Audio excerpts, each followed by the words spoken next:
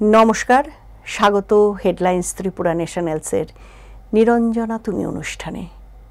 নিরঞ্জনা দুর্গার অপর নাম, নারী শক্তির আধার। আমাদের নিরঞ্জনা তুমি অনুষ্ঠানে যেমন থাকবে বিজয়িনী বা সফল নারীদের কথা, তেমনি আমরা রাখব সেই নারীদেরও যারা জীবনে সফল হওয়ার জন্য সংগ্রাম করে চলেছে। আমরা জানি পরিশ্রমের কোনো বিকল্প হয় না।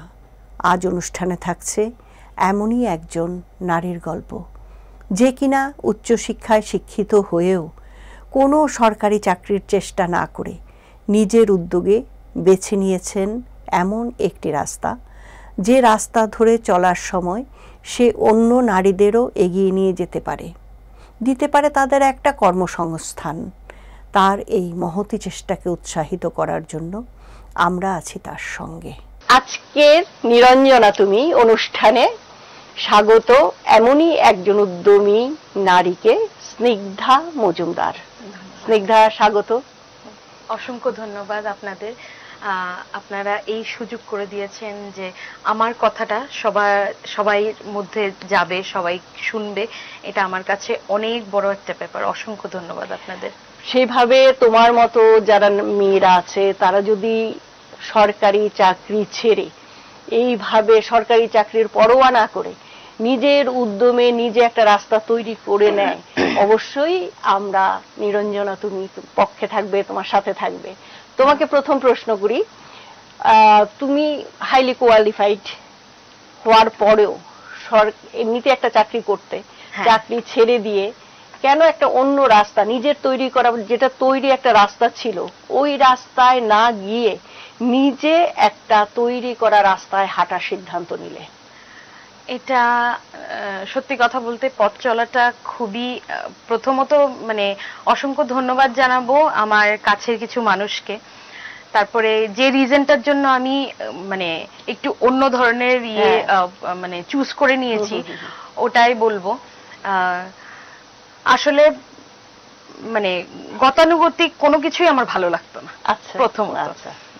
আরেকটা কথা হচ্ছে, আমি যখন পড়াশোনা করতাম তখন থেকেই আমার একটা স্বপ্ন ছিল আমার নিজস্ব কিছু হবে।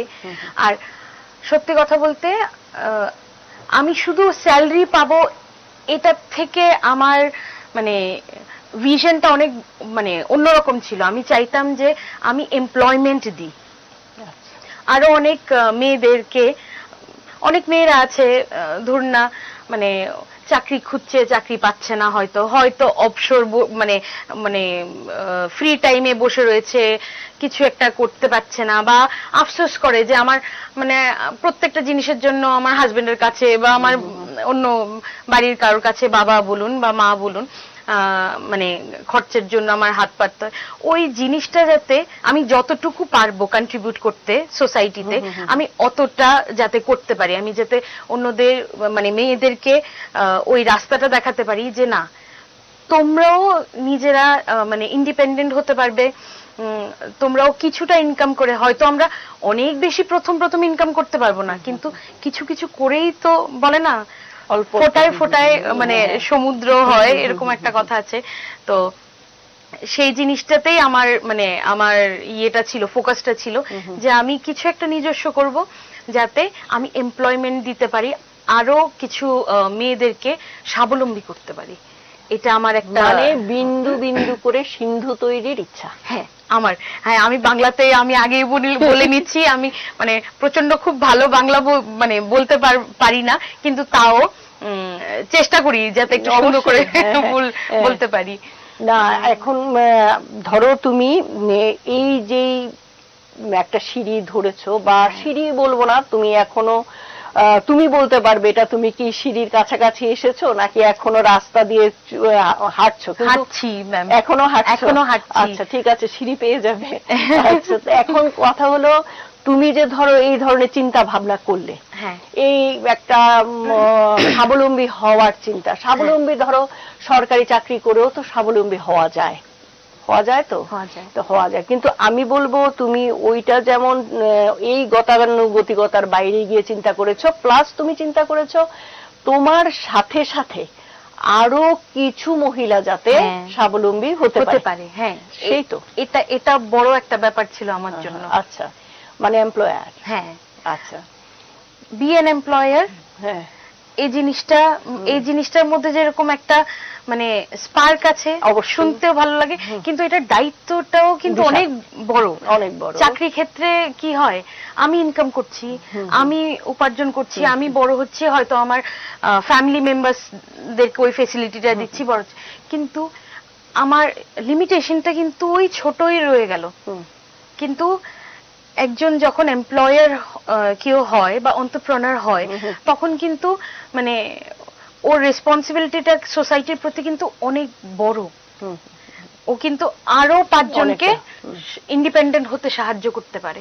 ঠিক, মানে আরো 10 জনকে নিয়ে চলা। হ্যাঁ হ্যাঁ, তাই তো, আরো 10 জনকে নিয়ে পথ চলা।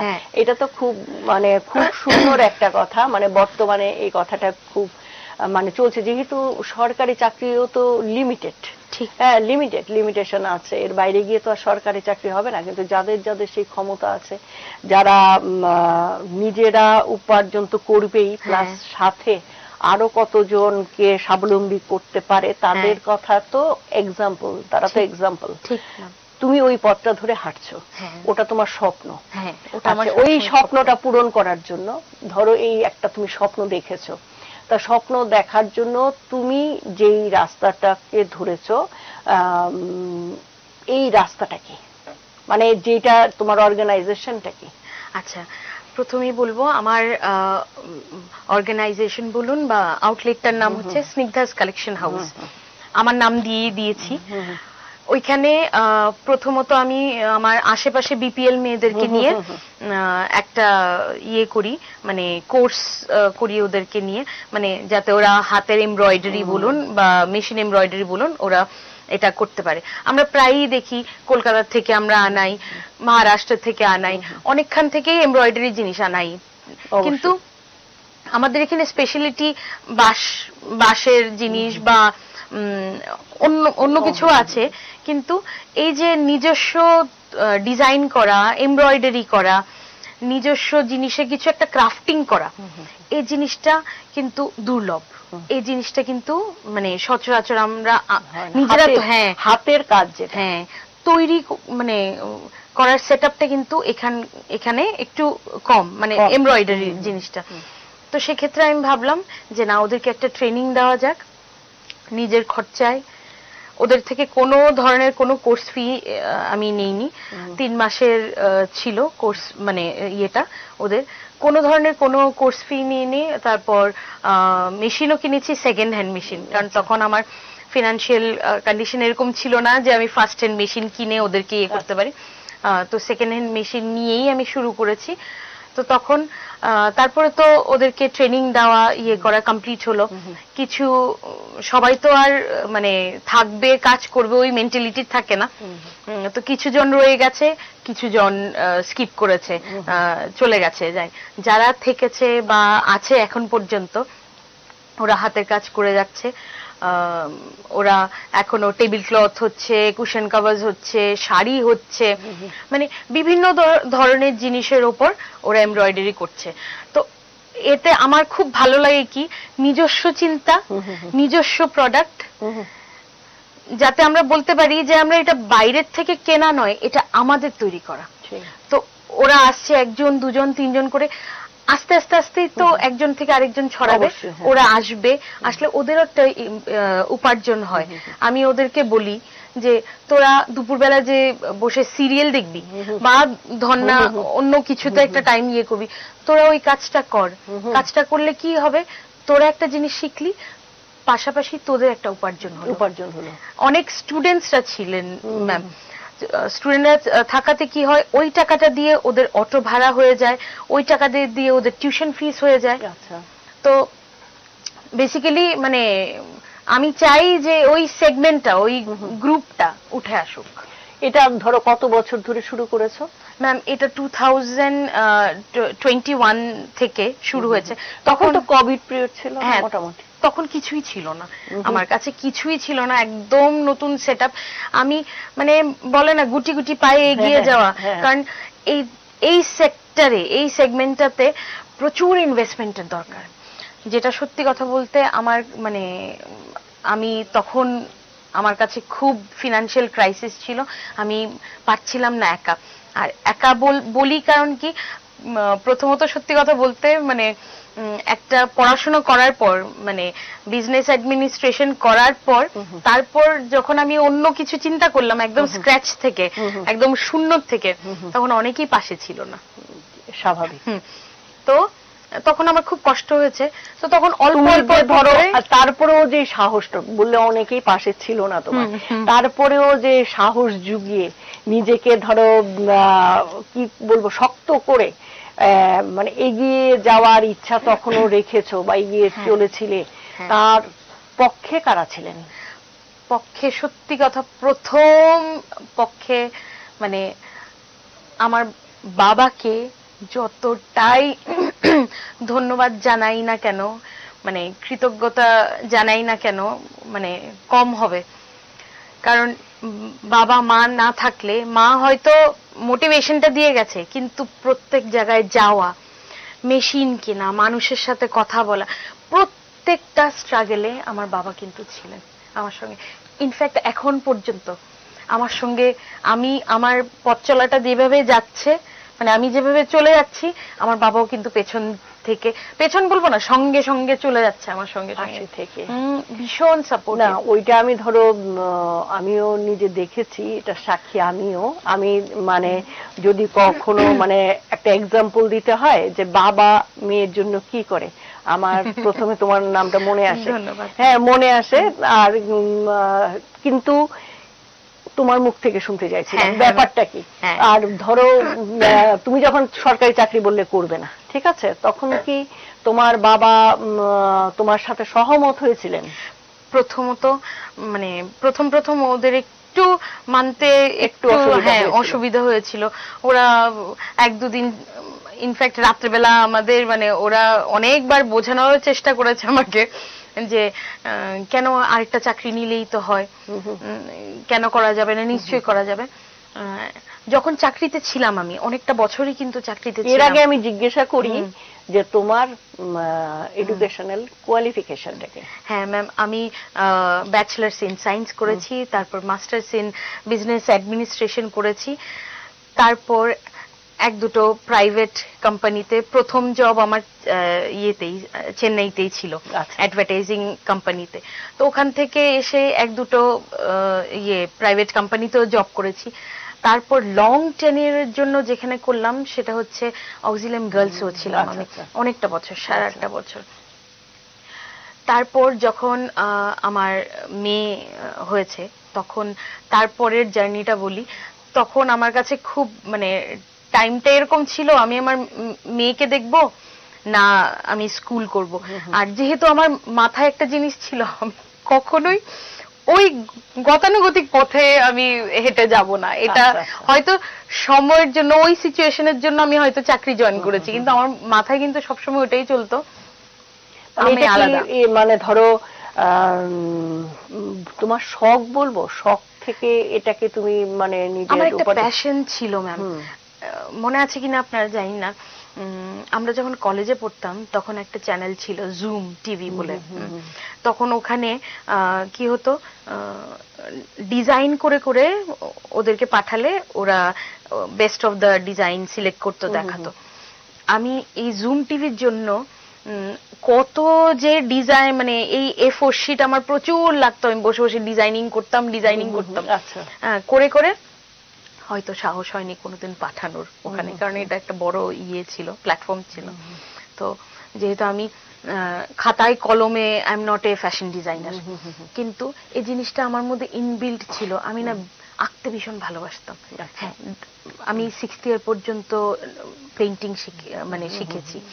তারপর তো ওই যে জিনিসটা আমি আমার স্কুলেও বলতাম। ইনফ্যাক্ট আজকের ডেটেও যদি আমার কালিগসদেরকে মানে জিজ্ঞেস করে কেউ যে স্নিগ্ধা, ওরা বলবে এটা তো ওর আগের থেকেই ড্রিম ছিল, এটা হ্যাঁ এটা তো করবেই, আমরা জানতাম। আচ্ছা, ওরকম সে মানে যাই হোক, তাহলে স্বপ্ন তোমার আগেই ছিল। হ্যাঁ ম্যাম, এটা আমার স্কুল মানে আমার পড়াশোনা করার ওই টেনিউরটার থেকেই, ওই টাইমটার থেকে আমার ইয়ে ছিল, আমি একদিন না একদিন তো আমার নিজস্ব কিছু একটা তৈরি করব। আচ্ছা, না এটা খুব ভালো কথা।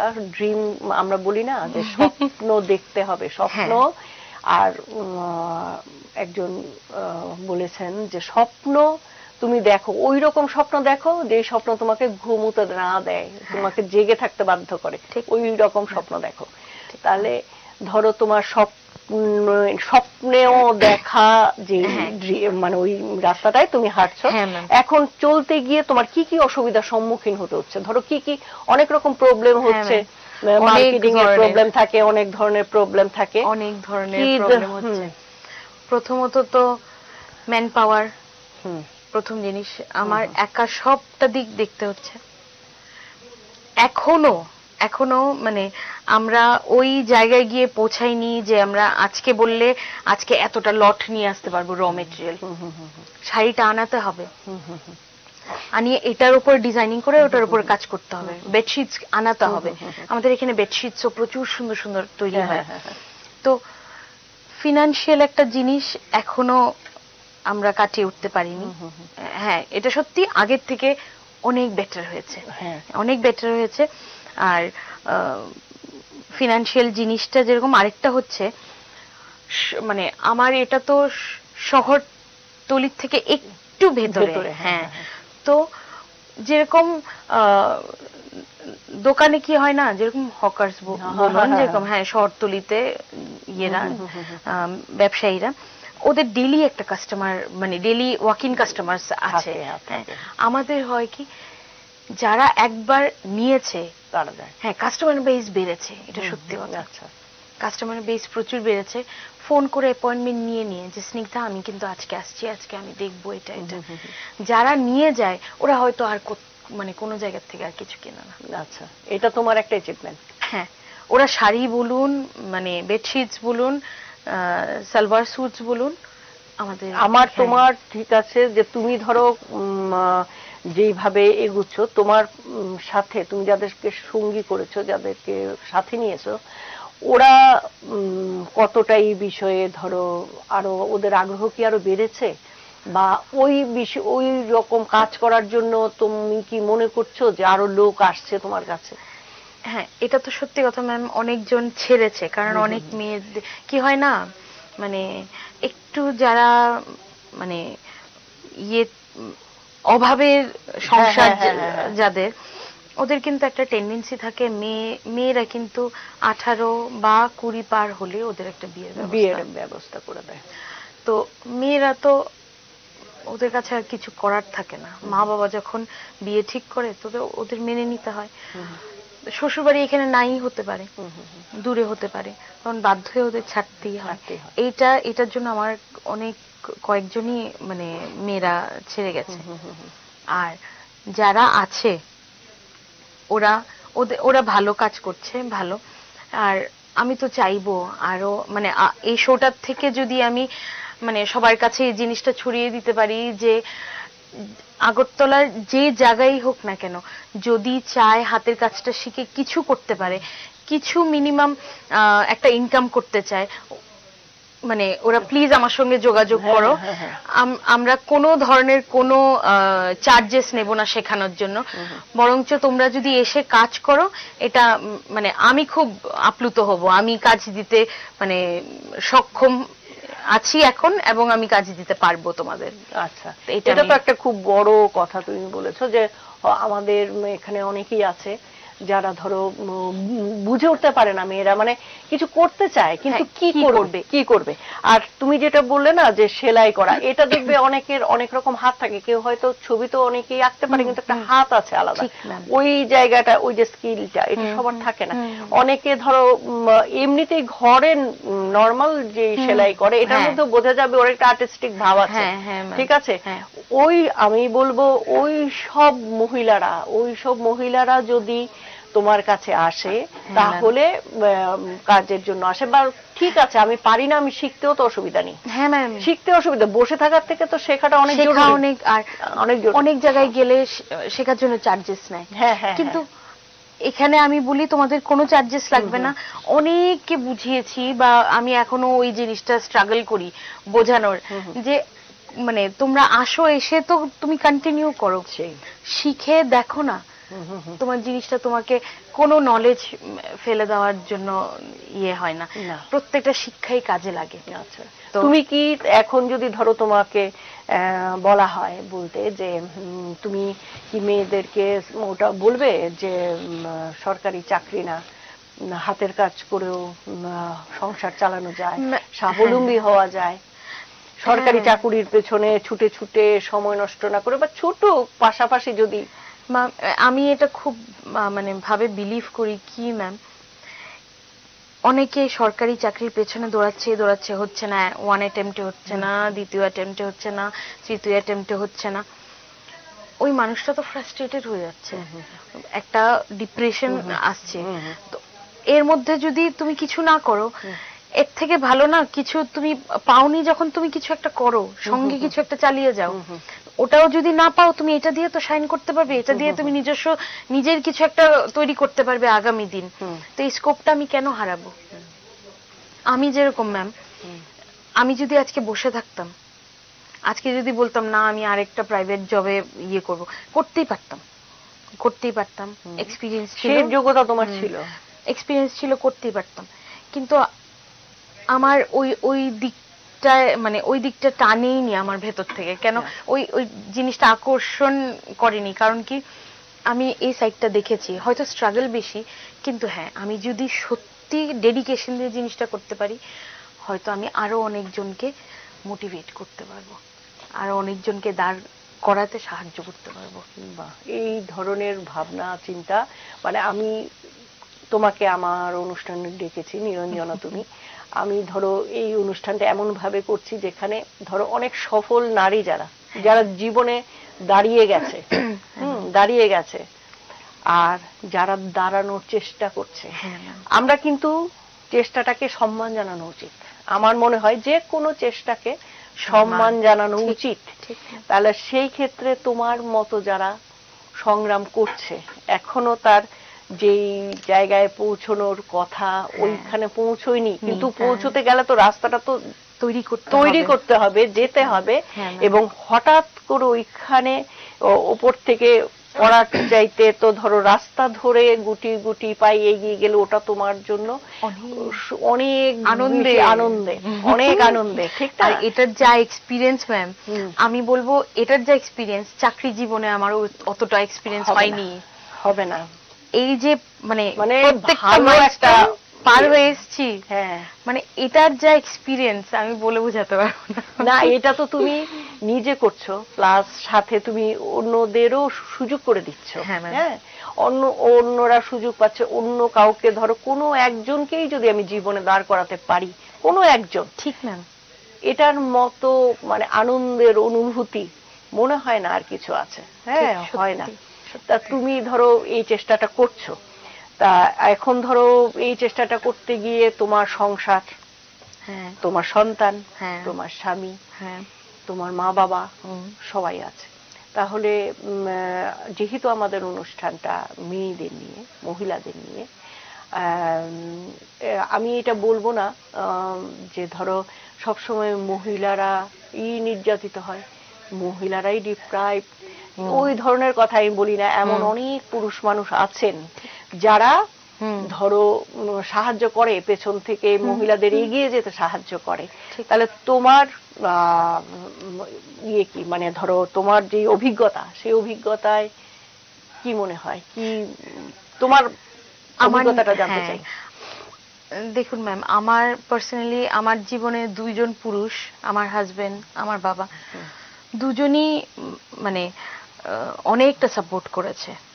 আমার হাজবেন্ড যেহেতু মানে প্রাইভেট সেক্টরে সময় দিতেই পারে না, এটা সত্যি কথা।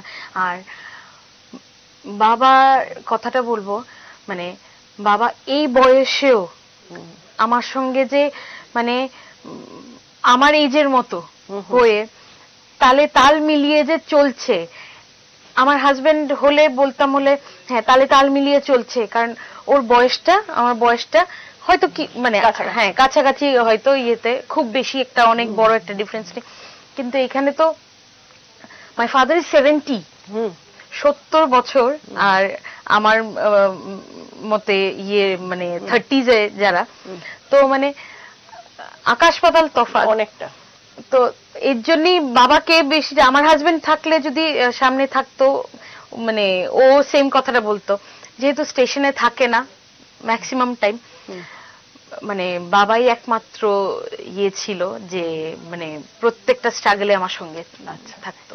তাহলে মানে ধরো পুরুষদের থেকে ম্যাক্সিমাম ক্ষেত্রে যেটা দেখা যায় সাহায্য পাওয়া যায় না, তুমি তার উল্টো সাইডে আছো, মানে তুমি সাহায্য পেয়েছো। আমি একটা দিক যদি চিন্তা করি, হ্যাঁ সাহায্য পেয়েছি, হ্যাঁ, কিন্তু অনেক অপোজিশনের মুখোমুখিও হতে হয়েছে আমাকে।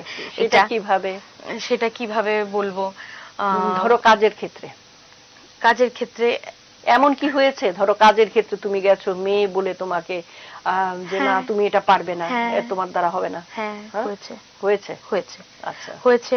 আমি এটা ইয়ে করেছি, মানে প্রতিবাদও করেছি। আমি একটু কি বলবো, যখন মানে স্টুডেন্ট লাইফ ছিল তখন হয়তো একটু ইন্ট্রোভার্ট ছিলাম, সব জায়গায় সব কথা বলতে পারতাম না, কিন্তু লাইফে এক্সপিরিয়েন্স করতে করতে এখন না মানে অন্যের সাথে আপোষ করতে পারি না ম্যাম। আচ্ছা। তো যখন দেখছিলাম যে মেয়ে হিসেবে আমি দিচ্ছি জিনিসটা হয়তো ভালো, কিন্তু ওরা অপোজ করছে, একমাত্র কেন আমি নতুন, আমি মহিলা, তো সেই জিনিসটা আমার মানে মেনে নিতে খুব কষ্ট হয়েছে। তো আমি হয়তো প্রতিবাদ করেছি, প্রতিবাদ করার ফলে হয়তো সেরকম কিছু হয়নি, মানে সেরকম কোনো ডিফারেন্স হয়নি, কিন্তু তাও করেছো। হ্যাঁ, কিন্তু তাও আমি ভেতর থেকে খুব ক্লিন, আমি ভেতর থেকে খুব মানে সন্তুষ্টি পেয়েছি, কারণ যে না আমি ওদেরকে বোঝাতে পেরেছি যে মেয়েরাও, আমাকে একজন এরকম কথা বলেছেন, আপনি আশ্চর্য হবেন ম্যাম, আমি লাইফে এটাও শুনেছি কর্মক্ষেত্রে, আমাকে বলেছে যে এটা নিয়ে কেন পড়ে রয়েছো, তুমি তো চাকরিও করতে পারো, টাকা ইনকাম করতে হলে চাকরি জয়েন করো, এটাও শুনেছি। কিন্তু তখন আমি বলেছি স্যার সবাই তো চাকরির জন্য হয় না, সবার জীবনেই যে চাকরি করতে লাগবে এরকম তো কোনো ব্যাপার নেই। না, পড়াশোনা করেছি, পড়াশোনা করার পরে মানে যে চাকরি জিনিসটাই নিতে হবে এটা তো কোথাও লেখা নেই। তো মানে এসব ধরনের জিনিসও আমি চিন্তা মানে ইয়ে করেছি। উনি এটাও বলেছিলেন আমাকে, আমি ওনাকে বলেছিলাম মেয়েরা তো অনেকেই আসতে চায় না, কিন্তু মানে যাদের ভেতর থেকে একটা জিনিস আছে যে আমরা কিছু করব, ওরাই হয়তো আসে, কিন্তু বেঁধে ধরে তো আনা যায় না, বোঝানো যায়। উনি আমাকে এই কথার পরিপ্রেক্ষিতে এটাও বলেছেন যে ওদের টাকার দরকার নেই, এর জন্য আসে না, তোমার টাকার দরকার আছে তাই তুমি কাজ করো।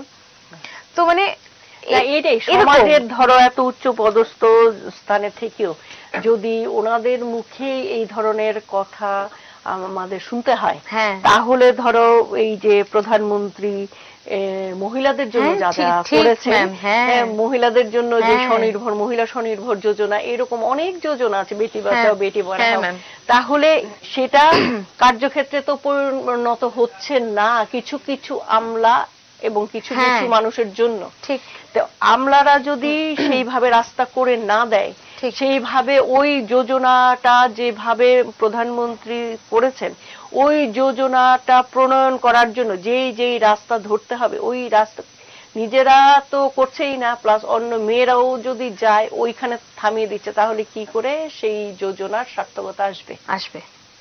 কথাটা ঠিক, মাঝে মাঝে ভাবি কথাটা ঠিক, কিন্তু এই যে ওদের যতদিন পর্যন্ত মানসিকতাটা চেঞ্জ হবে না, ততদিন পর্যন্ত মেয়েদেরকে স্ট্রাগল করে যেতে হবে। সেই না, স্ট্রাগল করতে হবে, প্রতিবাদও করতে হবে। হ্যাঁ ম্যাম, প্রতিবাদও করতে হবে। তারপরে তো কথাটা এমন হবে প্রধানমন্ত্রী রোজগার যোজনা কোনো কাজ করে নাই, কিন্তু কেন কাজ করে নাই? হ্যাঁ, প্রধানমন্ত্রী ওই লাইনটা তো প্রধানমন্ত্রী এসে তৈরি করে দেবেন না, ওই লাইনটা তো তৈরি করবেন আমলারা। হ্যাঁ, তো কোথায় করছে? হচ্ছে না তো ম্যাম। তুমি একটা মেয়ে যাও বললেই বলবে ও তো বোঝে না, কারণ তো মেয়ে তো বুঝবে। আরেকটা মিসকনসেপশন আছে ম্যাম, এটাও আমি একটু বলি। ব্যবসা মেয়েদের দ্বারা হয় না। এই যে একটা মিসকনসেপশন, তাহলে আমি যদি তাহলে মেয়েরা যারা বিজনেস অ্যাডমিনিস্ট্রেশন পাশ করছে ওদের সার্থকতাটা তো সবচাইতে ভালো মানে মানে ফুটে উঠবে যখন ওরা কিছু ওন করবে। অবশ্যই নিজস্ব কিছু এন্টারপ্রেনার হয়ে নিজস্ব কিছু দাঁড় করাবে। এটাই তো ওদের মানে পড়াশোনার মানে প্রকাশ পাবে এটার দ্বারাই। তো মানে ওরা এটা বোঝে না মেয়েদের দ্বারা বিজনেস হবে না। কেন হবে না আমি এটা বুঝি না ভাই, কেন হবে না? ভগবান সব অর্গানই তো সেম দিয়েছে, ব্রেনটাও তো সেমই দিয়েছে, তো কেন আমাদের চিন্তার শক্তি কেন তোমাদের মতো হবে না? আমরা কেন ভালোভাবে চিন্তা করতে পারবো না? তো এই জিনিসটা ম্যাম মানে আমার কোয়েশ্চেন একটা, যে আমরা কেন পারবো না বিজনেস করতেই, বা কেন পারবো না? ঠিক। আর না হলে আরেকটা কথা বলে, ও ইয়েতে তো ওই বাড়ি ঘরে ব্যবসা করা একটা কথা, বাড়ি ঘরে ব্যবসা করবো তারা, এভাবে টিউনটা এইভাবে থাকে, বাড়ি ঘরে ব্যবসা করবো তারা, ওই ছোটখাটো ব্যবসা কি আর করবো, একটু হাত খরচে চালাইবো। কেন আমরা একটা এস্টাবলিশ অর্গানাইজেশন কেন দাঁড় করাতে পারবো না? এটাতে তো যে বলছে বা যারা বলছে তারা তো তাদের থেকে দিচ্ছে না, জাস্ট উৎসাহ দেওয়া এবং ওনার যে কাজটা সেই কাজটা শুধু করা। ঠিক, ওনার যে কাজটা ধার্য করা আছে ওনার জন্য, যে উনি এই কাজটা করবেন, জাস্ট ওই কাজটা করা, এর বাইরে কিচ্ছু নেই। তাহলে উনি তো সেই কাজটাই করেন না। মোটিভেশন দেওয়া তো দূরের কথা, করেন না তো। ওই পেছনের সারিতে ফেলে রাখবেন, তার জন্য এটা 33% রিজার্ভেশনে কি হয়েছে? কিচ্ছু হচ্ছে না, কিচ্ছু হচ্ছে না। কিন্তু এই যে আমি দেখেছি, আমিও ফেস করেছি বিভিন্ন জায়গায়, যে মেয়ে বলে ছাড় আছে কিন্তু সেই ইয়ে পাওয়া যাচ্ছে না, সত্যি কথা। একটা মেয়ে যখন একটা ধরো একটা প্রোগ্রাম করবে, এই প্রোগ্রামে যখন একটা মেয়ে করছে, তা মেয়ে করছে, তাহলে ইনভাইট করতে গেছে, ও মেয়েদের প্রোগ্রাম কি আর আসবে? হবে না। তুমি কোনো একজন ভিভিআইপি কে করতে গেলে আসবে না। ঠিক ঠিক। তখন তোমার সোর্স ধরতে হবে, ওই সোর্সে যেতে হবে। সোর্সটা অবশ্যই একটা পুরুষ হতে হবে, পুরুষ ছাড়া তো ওরা কথা শুনবে না। যে আরে মেয়েরা প্রোগ্রাম করছে, কি প্রোগ্রাম হবে কি না, ওরা ভাবে এটা হয়তো সাকসেসফুল হবেই না, আগে থেকেই ধরে নেয় আগে থেকেই ওরা এই জিনিসটা মাথায়। তাহলে কি করে আমাদের সেই 33% রিজার্ভেশন করেও তো কিচ্ছু হচ্ছে না, কোথাও কিচ্ছু হচ্ছে না। এই যে যতদিন এই আমলারা ঠিক না হবে কিচ্ছু হবে না। কথাটা ঠিক বলেছেন। মানে আমি সরকারি ভাবেও কিছু ইয়ে করার চেষ্টা করেছিলাম, যে হয়তো কোনো অনেক জায়গায় হয়তো আমার হাতের কাজের কোনো ডিমান্ড থাকে, আমরা সাপ্লাই করতে পারি এরকম। কিন্তু ম্যাম দেখা গেল এই যে আপনি বললেন মিডল লাইনে যারা আছে, মানে ওই চেয়ারগুলিতে বসা যারা আছে, ওদের মানসিকতা আমার মনে হয় ওরা আরো 30 থেকে 50 বছর আগের মানসিকতা নিয়ে এখনো বসে আছেন, অথচ নিজের ঘরের মেয়ের ক্ষেত্রে আবার ওই রকম না। সমস্যা হলো আমি আশ্চর্য হয়ে যাই। ওরা কম্পিউটার ইউজ করছেন, ওরা ডাটা ইনস্টল করছেন, সবকিছু কাজের ক্ষেত্রে ওরা শিখে নিচ্ছেন।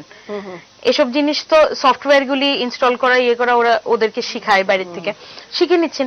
কিন্তু ওদের মানসিকতা এখনো এরকম যে ওকে থাক, এর থেকে ভালো ওইখানে একটা ছেলে কাজ করে, অন্য কিছু একটা করছে, একে দেই। আর মেয়েরা করে কি হবে? ওরা তো বিয়ে হয়ে যাবে, স্বামী তো রোজগারি করবে। আমি একটা ইনসিডেন্ট বলি, একটু সময় থাকলে, একটু ছোট্ট একটা ইনসিডেন্ট। একটা অফিসে বসেছিলাম, তখন আমার কেউ একজন বলছে, আরে বোন আর ইয়েকে কি জানি বলে, মেয়ে বোনরারে বিয়ে, খাস বাংলাতেই বলছি এই জিনিসটা, এভাবেই বলেছে, মেয়ে বোনরারে বিয়ে দিয়ে দিছি, এখন তো আর ইয়ে নাই, মাথার থেকে ইয়ে গেছে গা, এখন মানে চাপটা নাই, বিয়ে দিয়ে দিছি, নিশ্চিন্ত, এখন আর কোনো দায়িত্ব নাই। আমি জানি না কেন হঠাৎ করে মানে বলতে খুব ইচ্ছা হলো ভদ্রলোককে, আচ্ছা দাদা বোনরে পড়াইছেন নি? মানে কলেজ অবধি পড়াইছেন? কয় হ্যাঁ। তারপর বলে কি জানি বলেছে, হ্যাঁ ক্লাস 12 অবধি পড়েছে, তারপরে হয়তো পড়েনি আর কি। তো আমি বলেছি দায়িত্ব কেমনে শেষ হইলো? বিয়ে দিয়ে দিলেই তো দায়িত্ব শেষ হইলো না। এখনো যদি মনে করেন দায়িত্ব শেষ হয়েছে না, এখনো যদি মনে করেন বোনরা একটু কন, যদি মানে এখনো সময় আছে, এখনো যদি একটু মানে কলেজটা পাশ করতে পারে, পড়াশোনাটা চালায়া অন্তত ডিগ্রিটা নিতে পারে। জানি না কেন ভেতর থেকে আসলো, আমি বলে দিলাম। অচেনা, অবশ্যই অবশ্যই এটা বলা উচিত। আমার মনে হয় আমরা যদি মেয়েদের পক্ষে কথা বলি, আমাদের পথ অনেকটা আরো বেশি সহজ হবে মনে হয়। আমাদের অনুষ্ঠানের আমরা একদম শেষ দিকে চলে এসেছি। তা ধরো আমি অনুষ্ঠান শেষ করব, অনুষ্ঠান শেষ করার আগে তোমাকে ছোট ছোট কয়েকটা প্রশ্ন করি। গান ভালো লাগে? হ্যাঁ ম্যাম, গান ভীষণ ভালো লাগে। কি গান ভালো লাগে, রবীন্দ্রসঙ্গীত না আধুনিক? রবীন্দ্রসঙ্গীতও ভালো লাগে, বাট রবীন্দ্রসঙ্গীত আমি সেরকম একটা চুস্ত নই। ভালো লাগে শুনতে, বেশ ভালো লাগে, গুনগুন করতেও ভালো লাগে। চাইনিজ খেতে ভালো লাগে না বাঙালি খাওয়া? বাঙালি। বাঙালি, বাহ। তারপরে শাড়ি না ওয়েস্টার্ন? শাড়ি। ধন্যবাদ। শাড়ি। আমাদের অনুষ্ঠানে এসেছো, আর আমি চাইবো যে তোমার মতো এরকম উদ্যমী মহিলা আরো আসুক, আরো তৈরি হোক আমাদের ত্রিপুরায়।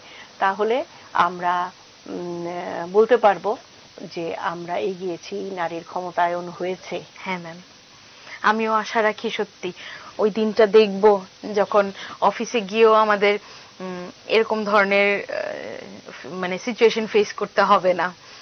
ওরা যাতে আমাদেরকে মানে নিজেরাই মন থেকে মেনে নেয়, বলে যে না আসো, তোমাদের এই চান্সটা দেবো আমরা, তোমরা কাজ করো।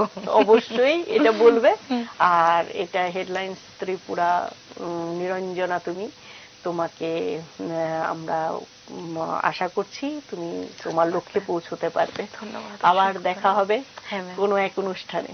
আপনাদের অসংখ্য অসংখ্য ধন্যবাদ এই সময়টা দেওয়ার জন্য, এই প্ল্যাটফর্মটা দেওয়ার জন্য অসংখ্য ধন্যবাদ চন্দ্রা ম্যাম। তোমাকেও ওয়েলকাম। আমাদের অনুষ্ঠান আমরা আজকে এখানেই শেষ করছি। দেখা হবে পরের অনুষ্ঠানে আরো একজন নিরঞ্জনার সাথে। নমস্কার।